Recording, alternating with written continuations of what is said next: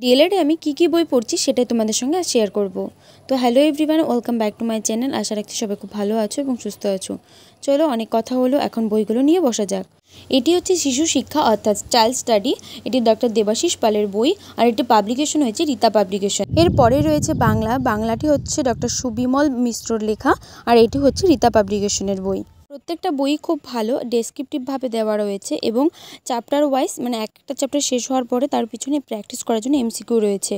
আর এটা হচ্ছে ইংলিশ, এটাও পাবলিকেশন হচ্ছে রীতা পাবলিকেশন। এরপরে রয়েছে অঙ্ক, এটা হচ্ছে রীতা পাবলিকেশনের। রীতা পাবলিকেশনের বইগুলো না খুবই ভালো। প্রত্যেকটা চ্যাপ্টারের পেছনে যেমন এমসিকিউ রয়েছে প্র্যাকটিস করার জন্য, এছাড়াও প্রত্যেকটা মানে প্রিভিয়াস এর কোশ্চেন রয়েছে পেছনে। তো এরপরে হচ্ছে পরিবেশ, এটিও হচ্ছে রীতা পাবলিকেশনেরই বই। এটি লিখেছেন অধ্যাপক এম.কে. দত্ত।